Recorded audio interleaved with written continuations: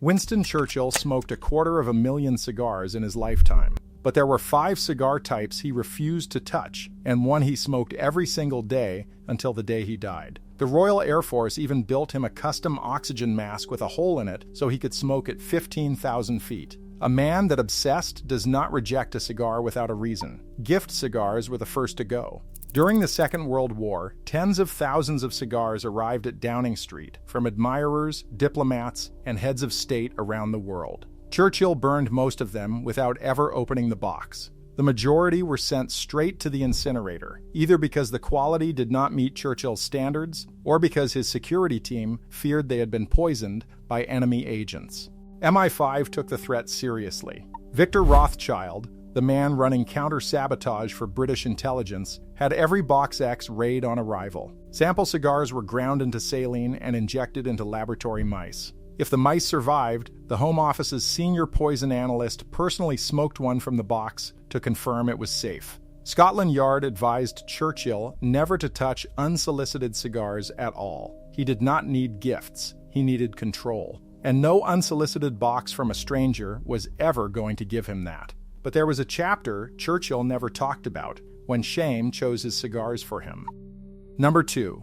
Cheap American cigars. Churchill's taste was expensive long before he could afford it. For most of his life, he smoked nothing but Cubans. But during the 1930s, he was nearly broke. Out of political office and bleeding money on a lifestyle he could not sustain, he quietly started ordering from a stall in the lobby of the Equitable Building on Wall Street. The brand was Royal Derby Longfellows. In a letter from 1930, he described them as both mild and cheap.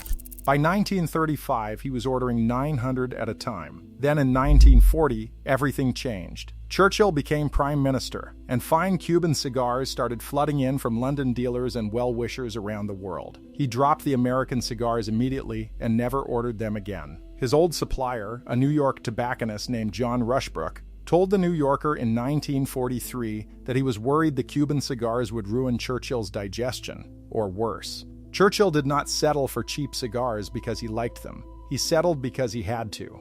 The moment he did not have to, they were gone. Churchill settled for cheap cigars only when his wallet forced him to, but there was one compromise he never made regardless of money.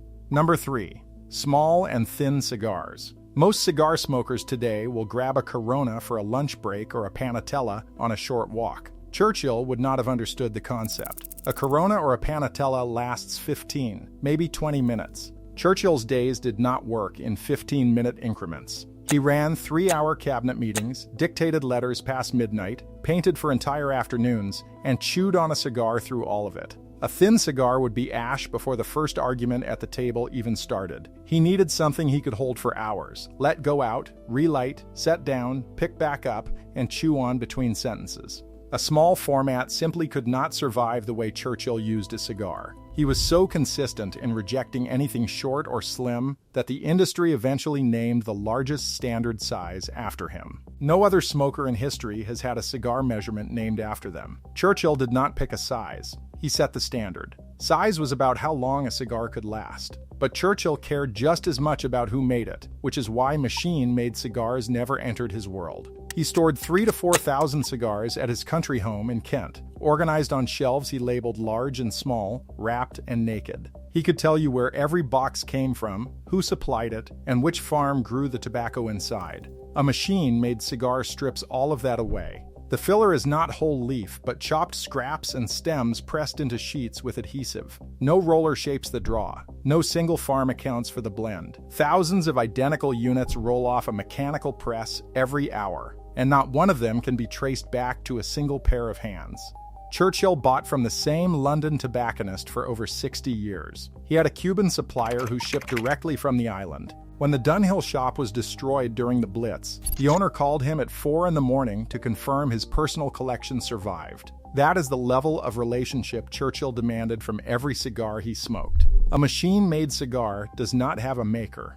It has a factory number. Churchill once wrote that he could not tell whether his temper would have been as sweet or his companionship as agreeable had he not devoted himself to the goddess nicotine. But he was very specific about how he worshipped her. Cigarettes never qualified. He started smoking them as a schoolboy at Harrow, picking up the habit from classmates before he was even 16. His mother Jenny found out and tried bribery.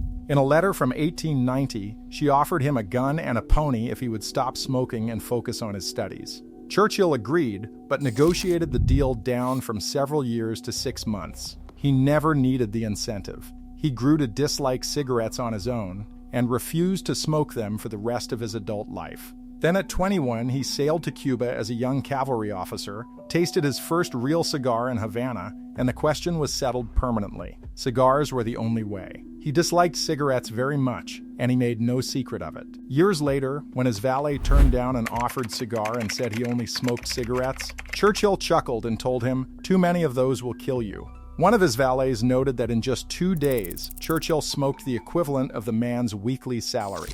5 types of tobacco rejected across 7 decades. But every rejection was really just a filter, narrowing the field down to one. The cigar he chose was Romeo y Julieta, Cuban, Handmade, and the reason was deceptively simple. Romeo y Julieta gave him everything he demanded in a single cigar. A smooth, mild, balanced flavor that never fought him, built into the large format he refused to compromise on. Most large cigars push toward heavy, peppery, overpowering profiles. Romeo y Julieta delivered size without aggression.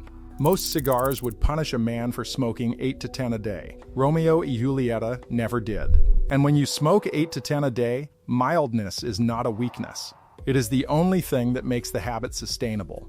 The ledgers at James J. Fox on St. James's Street in London prove how seriously he took that choice. Repeated purchases of Romeo y Julieta Pyramides and Romeo Epicure Grandes across decades. In one 6-month stretch in 1964, he bought more than 1,300 cigars, and Fox was not his only supplier. His last order arrived on the 23rd of December 1964. He died 1 month later at the age of 90. He rarely finished one past the halfway point, chewing on the end more than actually puffing. He wrapped each cigar in a strip of paper he called a belly bando to keep the wrapper from getting soggy in his mouth. His wife Clementine designed a bib for him to wear in bed because his ashes burned so many holes in his silk pajamas that the household could not keep up with repairs. Nothing interrupted the ritual. Nothing.